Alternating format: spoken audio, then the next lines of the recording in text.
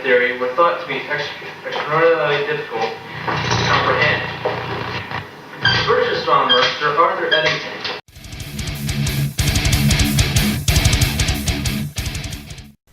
One, two. You taping this? Blue Moon.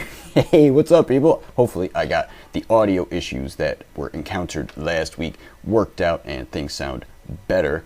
The one thing that got dubbed over in last week's video, I was talking about how my back/hip was hurting again, and I was planning on this week taking my foot off the gas somewhat to get a little less spinal crushitude going on, and I did that. What I did was I removed all my volume squatting and replaced it with lunges, which kind of oddly raised my volume quite a bit on squats, so that's interesting. But anyway, we're doing that this week and seeing how it goes.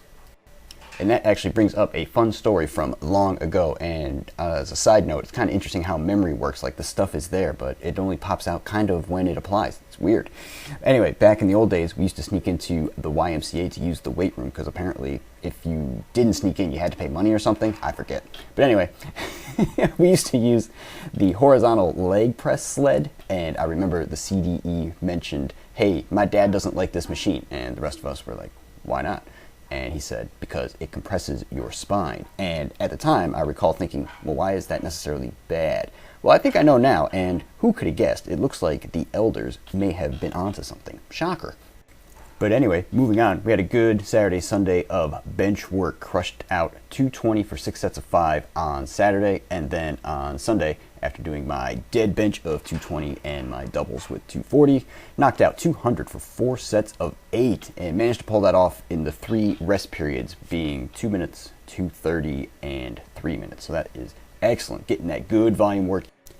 It's a good thing I enjoyed the weekend bench work, though, because later on in the week, things kind of fell apart, and I was thinking, what has happened? But then I realized, you know what? Over the weekend, I was actually on some PEDs, baby. I think you guys know I have to go in usually like once every 2 months or so for a medicine that is infused in, so I gotta get an IV, blah, blah, blah. And even though I've been on that medicine for a while, once I got hooked up with my new doctor, he, for some reason, has ordered a big shot of prednisone going into the IV before the actual medicine. Well, let me tell you, that stuff is excellent. And I don't think it actually wears off for a couple days, because it was on Friday that I had the infusion done, and on Saturday, Sunday, I was crushing it. And there's 2 basically mechanisms that I think are at play. First, prednisone makes you hold water like crazy, and as a example, my Sunday weigh-in was the highest of the year by far. It was like 151.4. However, by Wednesday, I had dropped all that water and was back down to 148. And speaking of Wednesday, it's hump day! Oh yeah! But anyway, the other effect that prednisone has is it makes you pretty crazy. So I'm not sure which one is the more dominant effect that helps your lifting, but it definitely helps your lifting. And as you saw on Tuesday, and you're about to see again here on Wednesday, my bench volume work did not go quite as planned. And like for example, on Tuesday, that 3rd set of 5, that 5th rep was like an 11 out of 10. It was crazy. I thought I was going to die. So anyway, what I ended up doing was just lowering down the reps per set and doing more sets until I got my total number of reps for the day completed. And a good example here, you're going to notice the 2nd rep is really slow. Yeah, that was pretty bad. But on the plus side, since I have to get this done, you know, every 2 months or so anyway, I may as well try and schedule my next max attempt when I know I'm going to have that in my system. So end of September is the next appointment I have. So we may be going for our record bench at that time.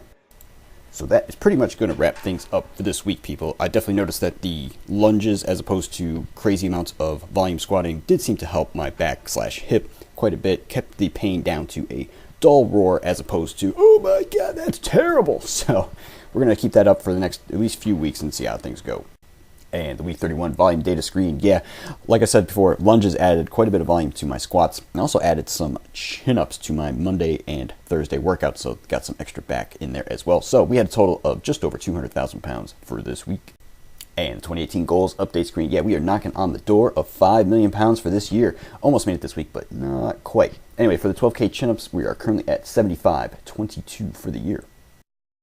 And last but not least, diet data screen. Up about a quarter pound this week to 149.7 for my average, which includes that monstrous weigh-in via the prednisone. So maybe I'm actually a little lighter than that. Who knows?